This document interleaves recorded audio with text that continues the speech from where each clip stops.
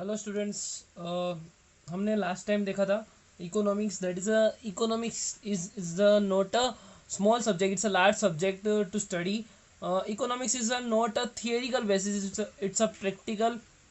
You know that the according to last video you understand that the economics is not a temporary subject. You can say is a not a simple subject. It's a big subject and it's a challenging point, challenging point for a country, because of economics, that is a whole world are circulating, satisfied her basic need.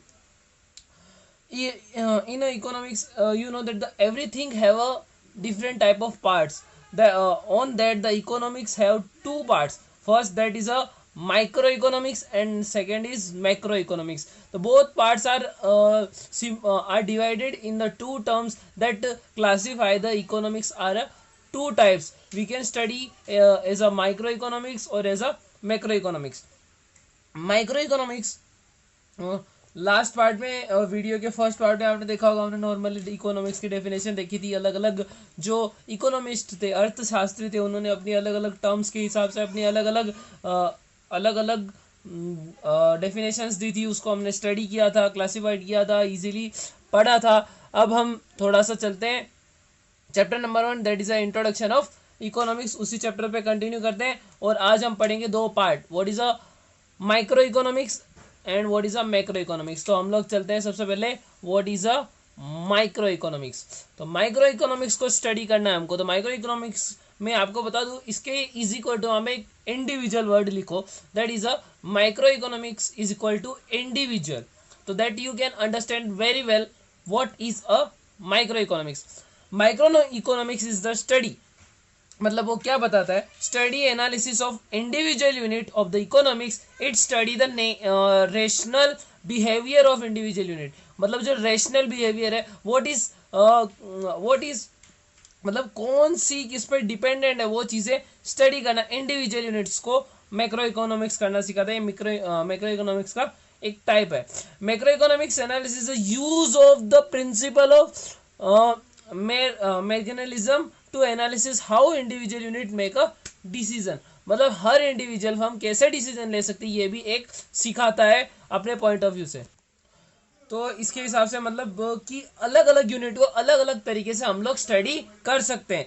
Second thing is that the micro economics is the study of economics eight A individual, group और company level. मतलब कि एक company की कितनी total production है, ये सब चीज़ें देखना. एक कंपनी की कितनी नीड है, कितना वो इन्वेस्टमेंट करती है, कितना उसका एक्सपेंस होता है, वो सब चीज़ें अलग अलग डिवाइड करना. ये सब चीज़ें मैक्रो इकोनॉमिक्स में आती है.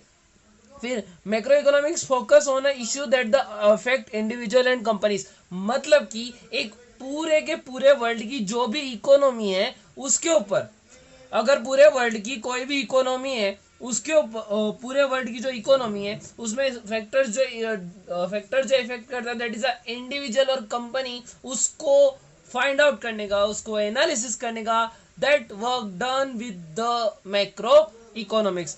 अब मैक्रो इकोनॉमिक्स को हम आगे कंटिन्यू करते हैं. तो मैक्रो इकोनॉमिक्स के कुछ एग्जांपल्स है. तो first example is that the supply, demand and competition and the price of the item. किस कंपनी की कितनी सप्लाई है, कितनी डिमांड है, किस कंपनी, कौन सी कंपनी का कंपटीशन है, ये सब हम माइक्रो इकोनॉमिक्स के थ्रू हम लोग फाइंड आउट कर सकते हैं. Suppose the supply of the firm. So we can take suppose toothpaste, the demand of toothpaste and in compared to the companies, and what is the demand of this. suppose करो कि किसी भी company की supply more than 20 units है, लेकिन उसकी demand less than 20 है. और उसकी लेस देन 20 क्यों है, क्योंकि एक कंपटीशन का फैक्टर भी आता है. तो किस प्रोडक्ट का कितना कंपटीशन है उसके सामने एग्जाम्पल सेट करके फाइंड आउट करना means macro economics. Next example we can say that the for the determination of equilibrium output level for a firm. Equilibrium मतलब कि एक रिसेशन पॉइंट होता है जिससे वो चालू करता है, उसके बाद में कहीं ना कहीं आके उसकी गाड़ी अटक जाती है. मतलब एक मिडल लेवल का पॉइंट आप बोल सकते हो. वहां तक का जो आउटपुट है फर्म का, वो निकालने के लिए ये यूजफुल होता है. ये था माइक्रो इकोनॉमिक्स. अब हम देखते हैं मैक्रो इकोनॉमिक्स. अब मैक्रो इकोनॉमिक्स जो होता है, तो macro economics analysis has a help to give a principle for resource management to increase national income, reduce unemployment poverty. मतलब ये स्टेप्स है, जैसे अगर हम इंडिविजुअल की जो भी कुछ भी निकाला, जैसे हमने यहाँ पे देखा मैक्रो इकोनॉमिक्स इसके लिए यूजफुल होता है, determination of the national income, unemployment, poverty, growth rate. मतलब अब प्रॉब्लम क्या है, इश्यू क्या है, वो सब फाइंड आउट करने के लिए हम मैक्रो का यूज करते हैं, और उसका सॉल्यूशन निकालने के लिए if we want to find a solution of any issue of economics, then we get a solution on the in a macroeconomics, and we can find out any issue or any problem in a microeconomics. That is a two part of economics, that one is microeconomics and second one is a macroeconomics. The both the part are different from others. ये दो चीजें हैं, हम national income find out कर सकते हैं, second is that unemployment, poverty, growth rate and all वगैरह हम लोग फाइंड आउट कर सकते हैं किसके थ्रू, माइक्रो इकोनॉमिक्स के थ्रू।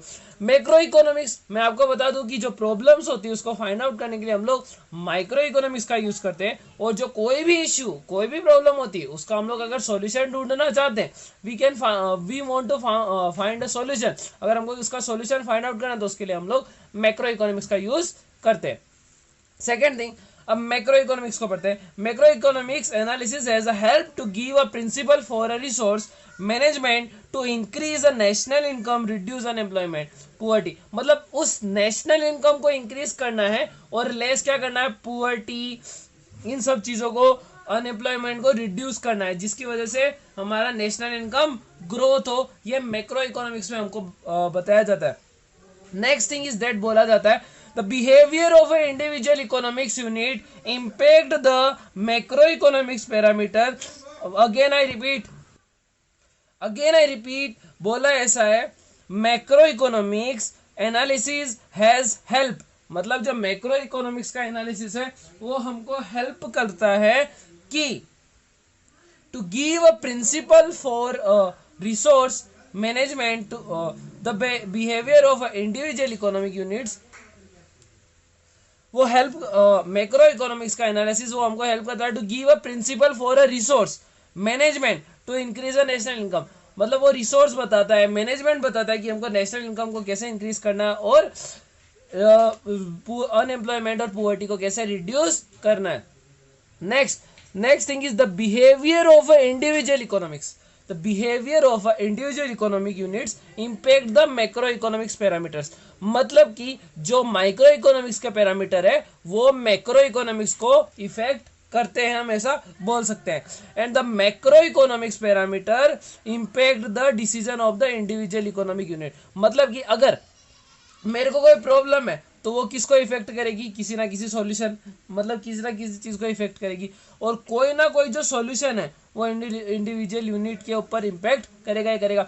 जैसे किसी को कोई प्रॉब्लम है, अब उसका हम कुछ सॉल्यूशन निकालते हैं, तो वो सॉल्यूशन निकालेंगे तो क्या होगा, वो उसके ऊपर इम्पैक्ट करेगा कि नहीं करेगा। अगर किसी को बीमारी है, डॉक्टर के पास गए, डॉक्टर ने दवाई दी, दवाई देने के बाद वो ठीक हो गया, तो उसका सॉल्यूशन उसके ऊपर इम्पैक्ट किया कि नहीं, उसमें कुछ बदलाव देखने को मिला कि नहीं मिला।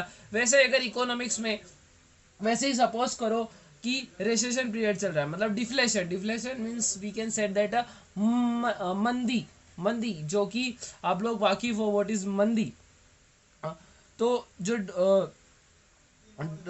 डिसेशन का पीरियड चल रहा होता है और दो वर्ड होते हैं इन्फ्लेशन और डिसेशन। तो कि इन्फ्लेशन मतलब तेजी और डिफ्लेशन मतलब मंदी। तो डिफ्लेशन के पीरियड में जब हम कोई भी कदम उठाते हैं कि जैसे आरबीआई अपना पैसा सर्कुलेट करती है मार्केट में, तो वो एक सॉल्यूशन है और वो सॉल्यूशन उसके ऊपर इम्पैक्ट करेगा। तो अगर मार्केट में पैसा घूमेगा तो जल्दी जल्दी अगर पैसा घूमेगा तो हमारी इकोनॉमी बूस्ट होके आगे की तरफ बढ़ेगी, अगर सबके पास पैसा आया तो। नेक्स्ट थिंग इज दैट कि अगर हम इसके माइक्रो इकोनॉमिक्स है वो इंडिविजुअल फर्म, मतलब किसी भी इंडिविजुअल फर्म को स्टडी करने के काम आती है। इंडिविजुअल यूनिट किसी कंपनी को स्टडी करने के लिए, कोई किसी इशू को स्टडी करने के लिए, इन सब के लिए काम आती है। लेकिन जो मैक्रो इकोनॉमिक्स है वो प्रॉब्लम्स को सॉल्यूशन, उनका सॉल्यूशन फाइंड आउट करने के लिए हम लोग मैक्रो इकोनॉमिक्स का यूज करते हैं।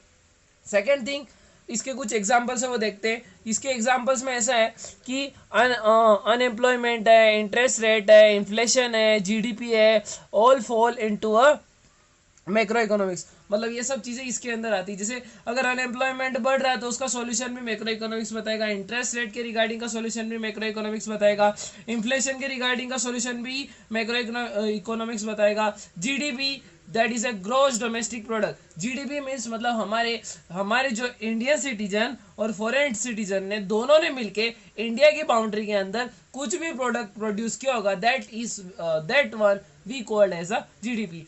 The Indian citizen and the foreign citizen are producing a product in the boundary of the nation. That one is called a GDP. That is a gross domestic product.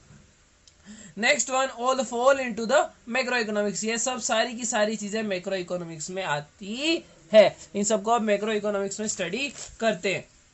Next देखना जाए तो अगर demand and supply of the commodities and determination of price by firm, मतलब जो commodity की demand कितनी है, उसकी सप्लाई कितनी है, वो डिटरमाइन करने के लिए फर्म को ये हेल्पफुल है। मतलब एक प्रॉब्लम ये है कि कितनी डिमांड है, उसके सामने हम सप्लाई कितने देते, तो उसका सॉल्यूशन बताएगा मैक्रो इकोनॉमिक्स।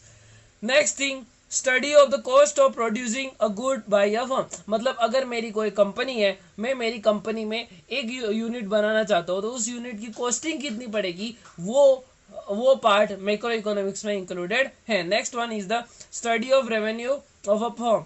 मतलब एक फर्म का कितना रेवेन्यू हो, किसके पास कितना पैसा आता है, कितना वो प्रॉफिट अर्न करता है, दैट वन अगर वो हमको फाइंड आउट करना है तो we can use a macro economics. Because of the macro economics you find out the lot of solution of the economy, and the economy is a base part, or we can say a backbone of any nation, or we can say that as a all our world. The backbone of the all our world is that the economy of world. मतलब economy अगर चल रहा है तो कोई भी देश चल रहा है। वही बात होती है अगर आप अब one thing I want tell you कि सबके पास इतना पैसा है, जैसे कि कोई भी बैंक होती है, वो अब जैसे आप सपोज करो कि आरबीआई, अगर किसी के पास पैसा नहीं है तो हम यही बोलते हैं कि आरबीआई ज़्यादा छाप सकती है, लेकिन नहीं।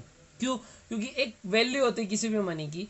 अगर आप किसी भी नोट्स को अगर ज़्यादा इशू करना चालू कर दोगे तो वो नोट्स की वैल्यू डिक्रीज हो जाएगी, लोगों के पास स्टोर ज़्यादा हो जाएगा। तो फिर कुछ देशों की तरह एक पानी की बोतल लेने के लिए भी एक बैग भर के नोट्स ले जाने पड़ेंगे। इसीलिए कंपनी मतलब कोई भी कंट्री होती है वो एक रेशियो में ही नोट को इश्यू करती है। सेकेंड थिंग इज दैट कि मैंने लास्ट टाइम आपको बताया था कि हम जब भी इकोनॉमिक्स का वीडियो बनाएंगे तो हम एक थिंग डिफरेंट डालेंगे जिससे आपको बाहर की बातें सीखनी पड़े, बाहर की बातें सीखने कुछ मिले, मतलब इकोनॉमिक्स के कुछ रिलेटेड अलग पार्ट पड़े।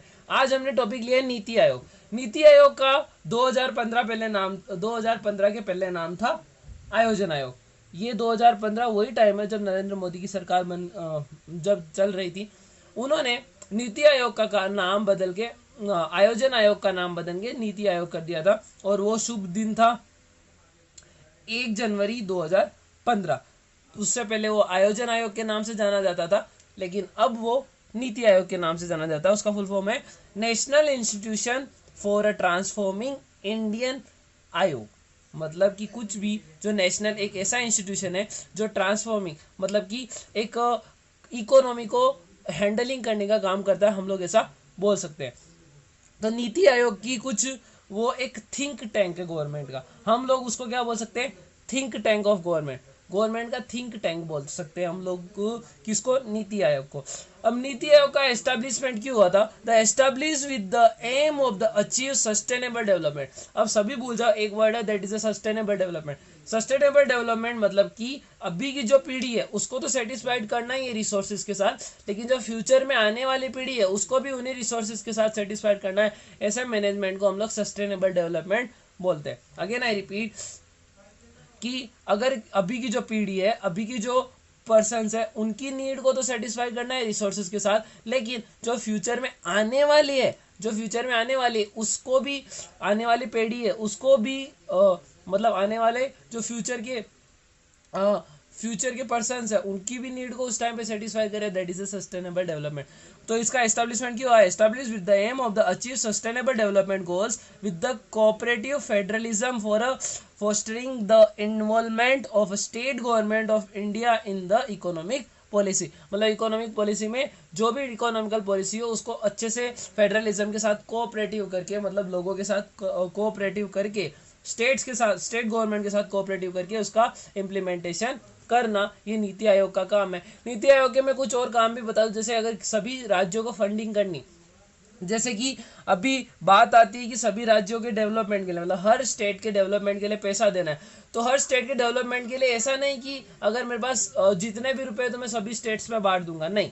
अगर दिल्ली एक छोटा राज्य है और एमपी बड़ा राज्य है, तो उसमें अब जैसे यूपी और दिल्ली दोनों को एक जैसी अमाउंट नहीं मिल सकती, लेकिन अब हम वैसे नहीं देख सकते यूपी बड़ा है और दिल्ली छोटा है, लेकिन रहने के हिसाब से देख सकते कि पब्लिक मतलब टोटल पॉपुलेशन कितनी है किसी स्टेट की उस हिसाब से, किसी स्टेट की टोटल पॉपुलेशन कितनी है उस हिसाब से गवर्नमेंट जो पैसा डिवाइड करती है, वो पैसा डिवाइड करने का काम नीति आयोग करता है। और जो भी इकोनॉमिकल हैंडलिंग होती है, जो भी किसी स्टेट की इकोनॉमिकल हैंडलिंग, या फिर आपने नाम सुना होगा 5 ईयर प्लान, पंचवर्षीय योजना, वो भी ये काम पहले आयोजन आयोग करता था, अब नीति आयोग के अंडर वो काम आता है। मतलब ये विभाग पूरा वही है, ये पार्ट पूरा, डिपार्टमेंट पूरा वही है, लेकिन जो नाम था वो 2015 1 जनवरी 2015 से आयोजन आयोग से नाम बदल के इसका नीति आयोग रख दिया गया था। इसका हेडक्वार्टर न्यू दिल्ली में, और इसका चेयरपर्सन होता है वो प्राइम मिनिस्टर है। तो हमारे अभी प्राइम मिनिस्टर श्री नरेंद्र मोदी जी है जो अभी हमारे नीति आयोग के चेयरपर्सन माने जाते नहीं है वो चेयरपर्सन। और नीति आयोग का इतना ही काम है कि नीति आयोग हमारे यहाँ पे इसका ये काम है कि ये फेडरलिज्म के साथ मिलके अच्छे से कोई भी इकोनॉमिकल प्लान्स हो वो स्टेट में फेडरलिज्म के साथ उनको इम्प्लीमेंट करे, उनके नए तौर तरीके लाए। मतलब कि ये मैक्रो इकोनॉमिक्स का काम करता है, जो माइक्रो इकोनॉमिक्स खड़ा हुआ है उसके सामने मैक्रो इकोनॉमिक्स का काम करता है। इसलिए मैंने आज का ये टॉपिक नीति आयोग का लिया था। तो if you want to find out this PDF, then you have to then follow our telegram channel, join our telegram channel. You can find that today's lecture PDF on our telegram channel. We are providing a commerce video, that is that one is a 11th 12th and a BCom section. And if you have any query in 11th 12th and all our FI SY TY BCom, then you have to call on or mail on our mail ID. The both mail ID and our contact number are mentioned in a description of the video. Thank you for watching the video.